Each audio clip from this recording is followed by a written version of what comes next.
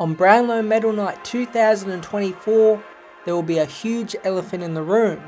It will be in the form of Sydney Swans superstar Isaac Heeney. One of the Brownlow Medal favourites, Isaac Heeney, who might find himself in a little bit of hot water for this errant fist to the face of Jimmy Webster. There it is, the right hand swinging back, bloodied nose, maybe a broken nose to Jimmy Webster after this one. This is going to be a big news story. Is Isaac Heeney a player that you would think throws his hands around like that on purpose? No, but he has, and he's hit a guy in the head. His round 17 suspension for a whack on Jimmy Webster has become one of the stories of the season, with the potential to be the defining one on Brownlow Medal Night if Heeney is on top of the vote count when the night ends. His one-game ban ruled him ineligible for the award and sparked disappointment from the Swans themselves and others in the AFL world, but not all. After his failed attempt to throw out the ban at the AFL Appeals Board, the final place to dispute the issue, Isaac Heeney put out this statement to Sydney Swans members and fans. Hey guys, obviously extremely disappointed with that result.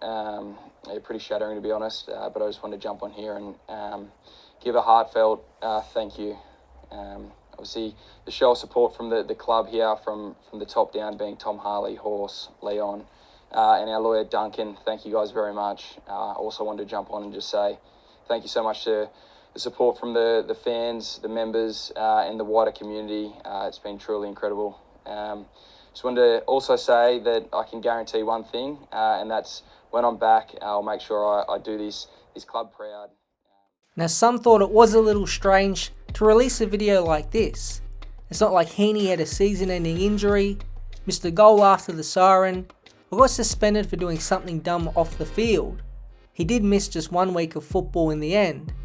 Now, I didn't mind the video, as it was Heeney thanking his fans for supporting him, and being ineligible for the Brownlow while having a great season would be disappointing. However, the GWS Giants, who have a track record for poking fun on their banners or on social media, took no mercy. Toby Green, the captain, couldn't help himself. Hey guys, obviously pretty shattered to get fined again over the weekend. I just wanted to jump on here and give a heartfelt sorry to all the Giants fans and the wide AFL community, along with my family. I can guarantee one thing is that it will not happen again. That'll be tough. And I'll promise to pay the fine all by myself. I'll do everything I can to make sure this year is a special one. Again, thank you all for your support. The giggles at the end tell it all. The mocking video did gain some traction and was funny. Did it cross the line? I don't really think so, but it will add more spice to the Sydney rivalry that is already pretty heated. People want more humour and personality in the game, and this did that. In fact, Green poked fun at himself as well when referring to his own issues with receiving fines. However, Sydney weren't happy, and CEO Tom Harley expressed his clear disappointment. There's an episode this week which I found intriguing. It started off with Isaac Heeney getting a 1-week ban. He did an apology video to the Sydney Swan members. Toby Green then took the P155 and I guess trolled his business partner on the Giants social media. And Tom Harley responded to this, the Sydney CEO, on SEN yesterday. I did see the Giants one. Not going to give it any air. Pretty lowbrow. Isaac is a champion of our club, champion of the game. Talk about growing the game. A bloke from Newcastle, brought up on rugby league. I wouldn't have done it.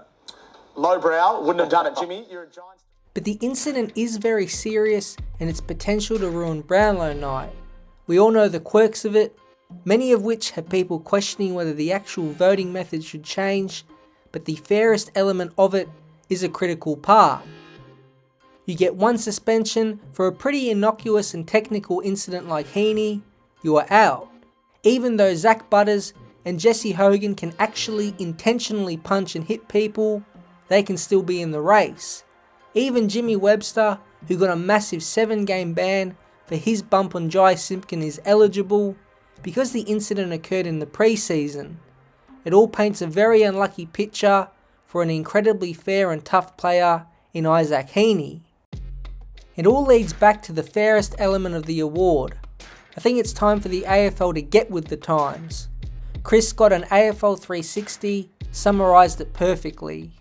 When these things were implemented, especially with the Brownlow, say in the 20s, you could punch a player behind the play and not get suspended.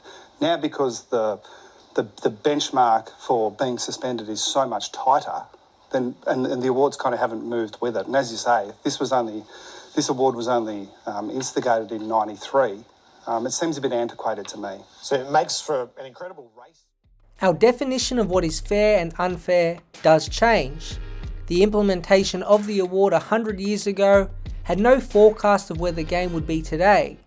Last year, if Heeney did that exact action and the outcome was the same, he wouldn't have got a 1-game ban. But because of a small technical addition to the rules, it means 1 year later, he can't win one of the major awards in the competition.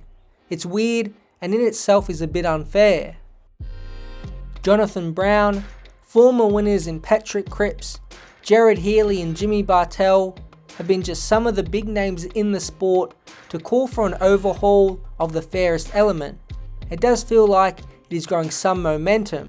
Where he has got a week, he might, and dangerous tackle is when both arms are pinned and the opponent's head hits the ground. That constitutes a dangerous tackle, and I've got no problems with it if he gets a week for that, because that's the rules and regulations.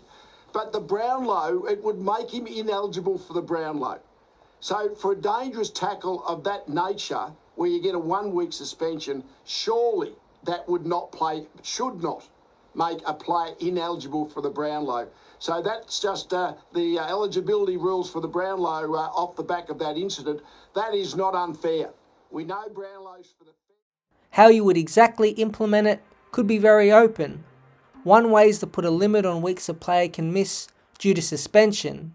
For example, if a player misses any more than 3 games, they are ruled ineligible. It gives leeway for really technical and accidental incidents like Heeney, but still protects the foundation of being a fair player. Or you could do it by the type of incident. Say if a player intentionally hits someone in the face, but the impact is low or medium, the suspension may only be 2 weeks. But because the incident itself is dirty or not in the spirit of the game, they could be deemed ineligible. These are just a couple possible ways to implement a system that is modern, but also upholds the tradition of the award. Surely the AFL will at least have the discussion sooner rather than later. Although Heeney will not finish 2024 with the Brownlow around his neck, I think he would prefer a premiership medal. He has lost the 2 grand finals he has played in, and now at his peak has the chance to heavily impact finals. The Swans are in the box seat to win the premiership, and Heeney's brilliance is a big reason why.